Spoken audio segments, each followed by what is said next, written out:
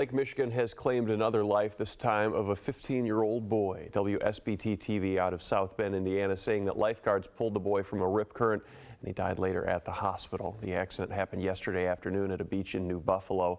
Police say the teenager's from Illinois. They're not releasing his name at this time. The Coast Guard reminds everyone stay out of the water when there is a red flag warning. Just last weekend, a 15-year-old girl drowned at Pier Marquette Beach in Muskegon. Rochelle Jenkins was out swimming with her sister when the rip currents caught them. Her sister was rescued, but people nearby couldn't get to Rochelle. Her body was found a few days later. Breaking now in Kent County, the Lowell Fire Department is on the scene of a fire in the 9,000 block of East Fulton. Kent County dispatchers tell us everyone is out of the building at this time. There are 2 other fire departments also fighting those flames. We will keep you updated. Police in Grand Rapids need your help finding a suspected robber this morning. Take a good look at this guy. Police say he is responsible for a robbery at the Subway restaurant on Wealthy Street this week. Happened on Monday just before 11 p.m. Police say he demanded money from a female employee and then locked her in the cooler. That victim was able to get out and call police. By the time officers got there, though, the guy was already gone. If you know who he is or where he might be, call Silent Observer 616-774-2345. Morning, Sarah. Reaction is split, and we're talking about mute swans here. These are smaller than trumpeter swans. You can tell them because they have an orange bill, and mute swans were imported from Europe in the 1800s and now are considered an invasive species in our state. And the opinion of the Barry County Board of Commissioners is that they are invasive and they want to allow the Department of Natural Resources to clear mute swans out, eliminate them. The DNR wants to trim the mute swan population down from around 15,000 to about 2,000 in the next 5 years. People who've had run-ins with the animals say great. Others say they love them and love seeing them on the water. Mute swans are aggressive towards humans. They attack other birds, and they drain the nutrients out of the lake. I swim every day during the summer, and I have never, ever, and I've seen different families of mute swans over the years, never have seen any aggression.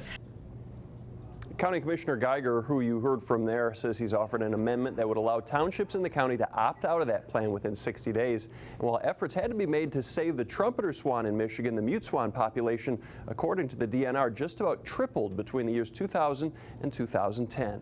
Live in the newsroom, Tim Doty, Fox 17 News.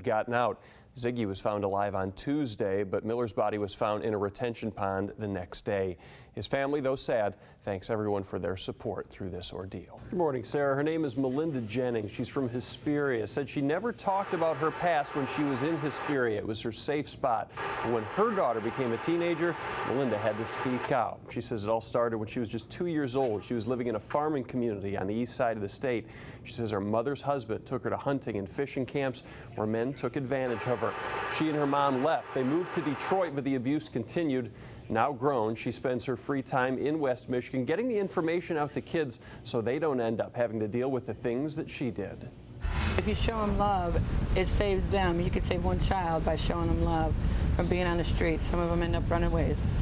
And that's sad because in the process of running away, they end up being trafficked. And you see so many teens that think there's an easier way of life out there, and there's not.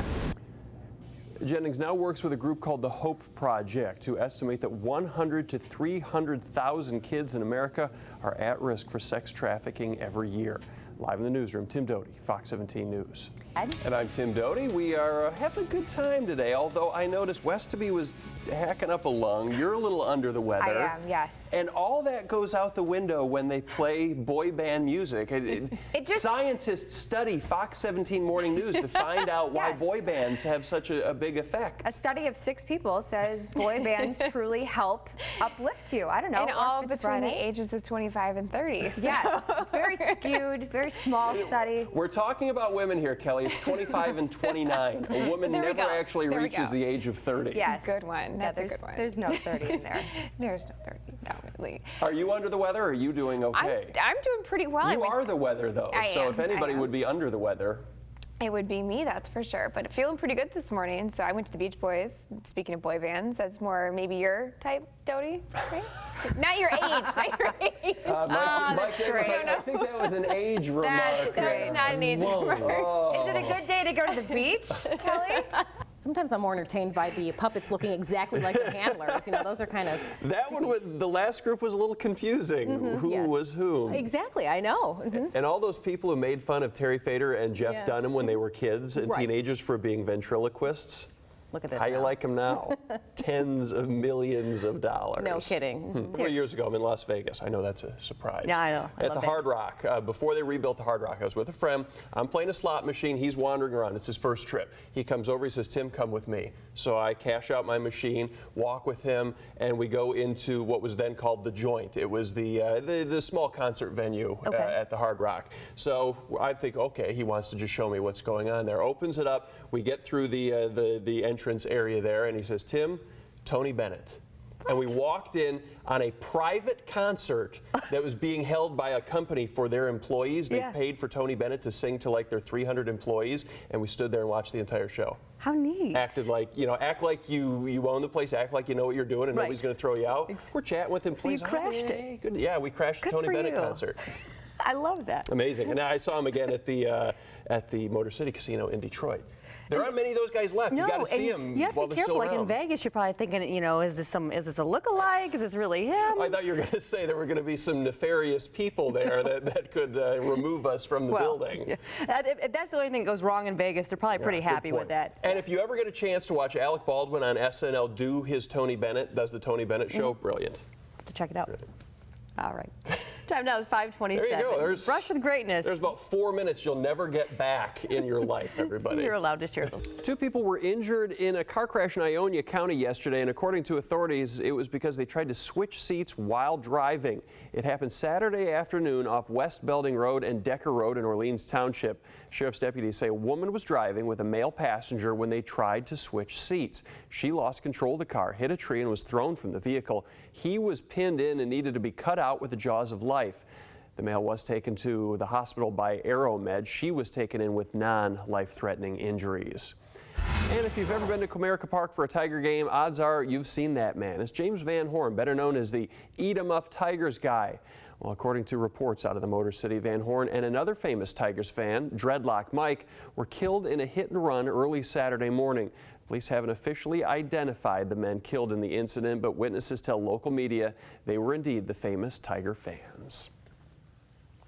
Also breaking, a wild night unfolding for police and neighbors in Kentwood and Grand Rapids. There were gunshots, a high-speed chase, a crash, and then a standoff with suspects.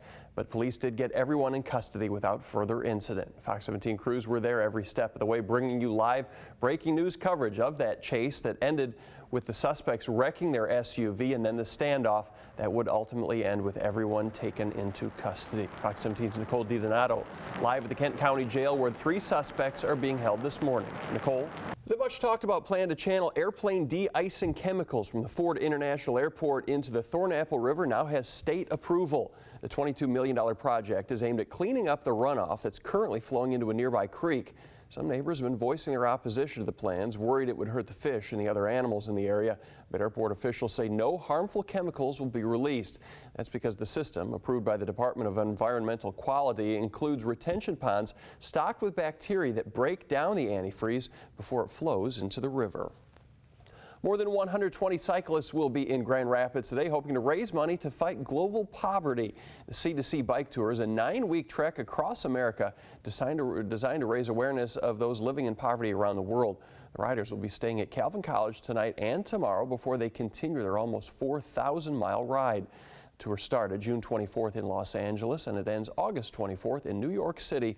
They're hoping to raise over $1 million for the cause. If you'd like to help out, just go to c2c.org.